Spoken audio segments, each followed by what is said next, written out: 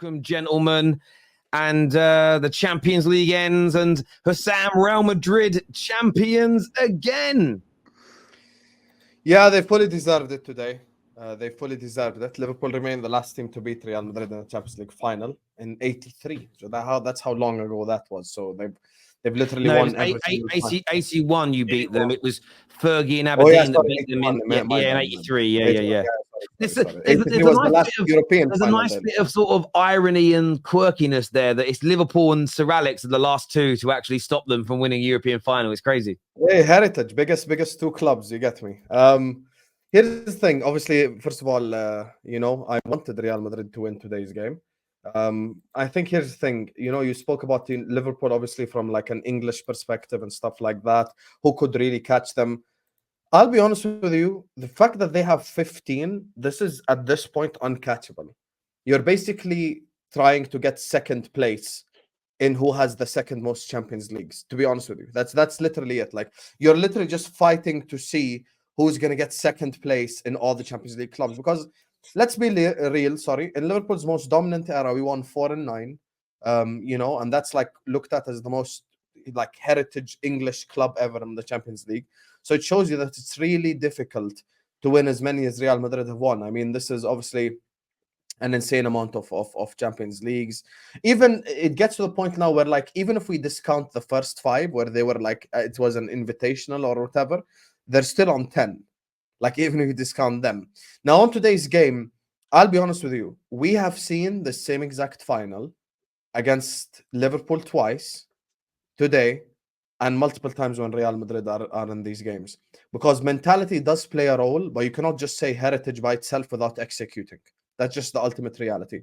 Liverpool and Spurs. Liverpool have 100 times more heritage than Spurs. If we didn't execute in that final, we wouldn't have won it. That's just the ultimate reality. Let's not sit up here and just say heritage. The truth is, Real Madrid kept themselves in the game. They didn't lose their heads. They didn't lose their minds. Courtois is part of their team.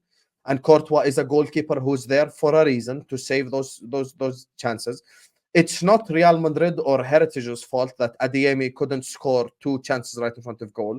It's not Heritage or Real Madrid's fault that, what's his name? Fulkrug missed a chance, towards the end when I think it was still 1-0 at the time.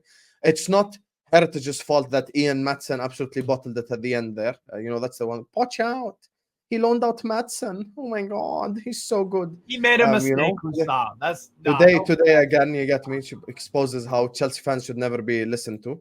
But Madrid deserve to win this campaign. They deserve to win the Champions League. They beat Man City, who, to be honest, the only team that could give them any competition in this whole competition was Manchester City. That's just the reality. And the fact that eliminated Manchester City, maybe, just maybe had an Atletico come out to the other side or a PSG, it might have been a different test with Mbappe there or whatever, But the fact that Dortmund came out, as soon as this was announced, everyone was like, yeah, Madrid are winning this. So they deserve to win it. Congratulations to Real Madrid fans. Vinicius scored, and Carvajal actually has had his highest goal-scoring season ever with 6 goals. Ever. This is the highest goals he's ever scored. 6 goals. It's insane. So, yeah, they deserve to win this. And this is what you have. This is what you get when you're the highest standards football club in the entirety of the world. The games like this is what makes me think sometimes, you know what? Low-key Standards FC might be onto something. They're onto something in the sense of if you ever get to Madrid level, strive to maintain it.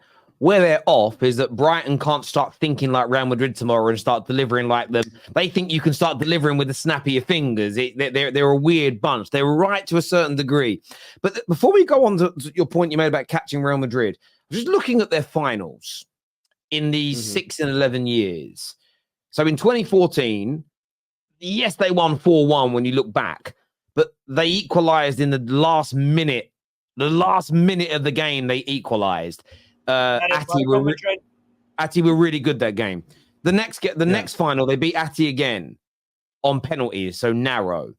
They battered Juve 4-1, so that was a convincing win.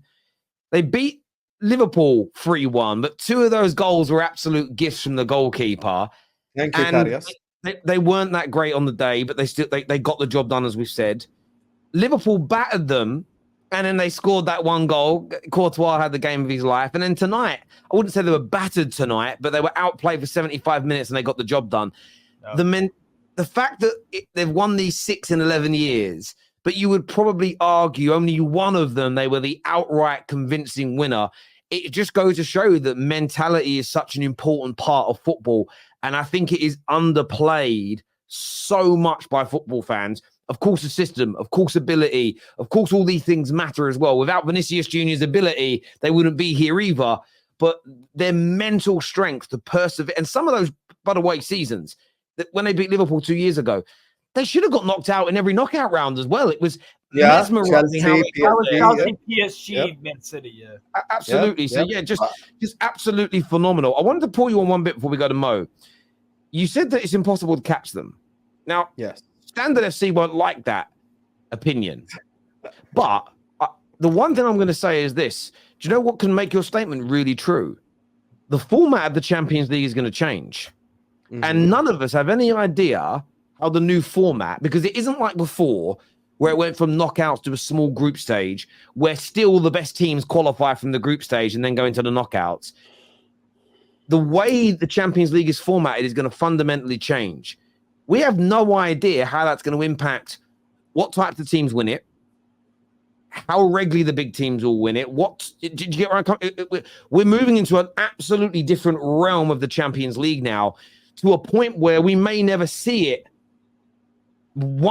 being won like this ever again. It might be far more. I agree with that take, Terry, but we also need to look objectively at what's happening in world football. Who could replicate 6 in 11? Maybe it could be replicated like 20 years from now with a manager none of us know yet. Maybe he's going to come out 15 years from now and be the best manager we've ever seen. I don't know. It's a possibility. But at the same time, we have to kind of analyze the shape of football right now. Could have been Pep Guardiola. Could have been other than Pep. Pep with City, if he stays, buys all the players, he might win 16-11. Could have been Pep Guardiola. But by the way, you look at the manager. 1 second more. You look at the manager as well, Terry. Carlo Ancelotti, I think, is the only manager in history of football who actually has more Champions Leagues than he does leagues.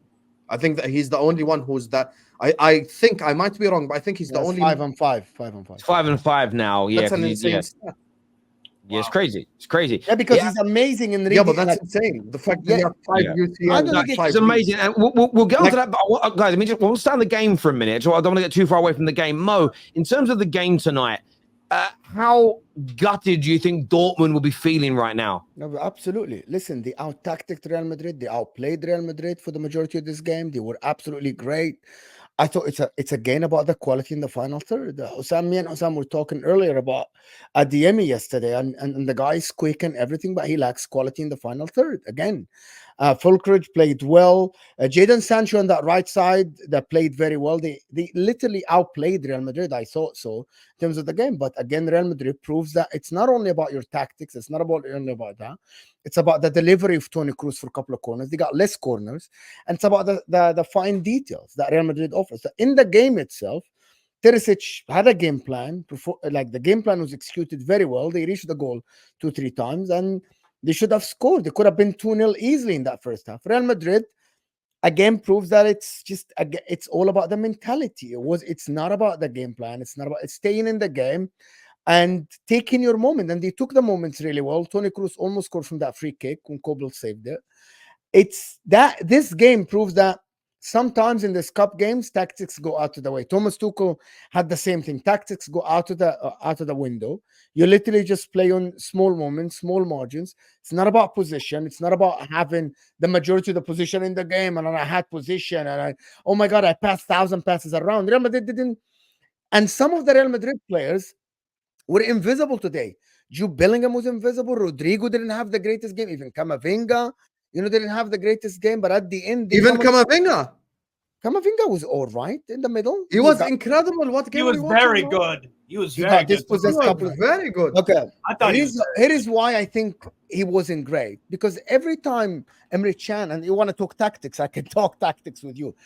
Every time in that first half, there was a pass free in the middle from Emre Can to Julian Brandt in the middle. Where was the defensive midfielder? Toni Kroos and Camavinga defensively. Camavinga at the end of the game, when they scored, Real Madrid looked on top. They looked very lively. But in the first 60 minutes, that Real Madrid midfield was empty. Emre Can, Julian Brandt, and Sabitzer completely dominated.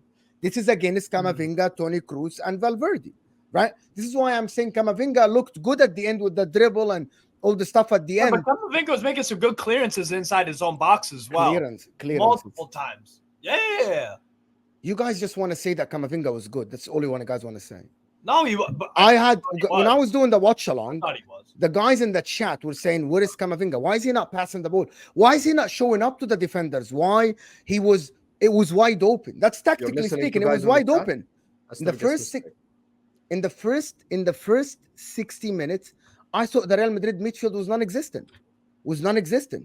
Oh, they It was did. wide open. As a unit. Okay, as a unit that consists of individual players. Right. If the unit is not performing, that means the individuals aren't covering the right spaces. How many times Julian Brandt got on the ball? How many times Sabitzer had spaces around the 18? Yes, they had clearances. Yes, I thought they were under bar, to be honest. I thought Real Madrid, I thought the midfield, they were outrun today by Julian Brandt. I thought that. I don't know. You guys, I thought Dortmund played well. You guys are actually swayed. Your mind are swayed by the last 15, 20 minutes. But for the majority of the game, Dortmund looked like the better team in every aspect of the game. No one disagrees including with the that. midfield. No, I don't disagree with that at all. That's it. That's my point. So as a unit, they were outrun, they were out-tacticked, and they were outplayed. So that unit consists of Toni Kroos, right, and Camavinga and Valverde. Outplayed. That's it. I just realized today as well, this is just off the top, that Nacho won his 6 Champions League medals today. Yes. How many of them has he actually played in, though? I think he played in every one. No, as a substitute. No, as a starter, as an actual main guy. That's why I'm really happy for him, because he was the cap. I don't know, maybe 3 or 4 years ago, he probably never envisaged that he would be the captain, lifting one there.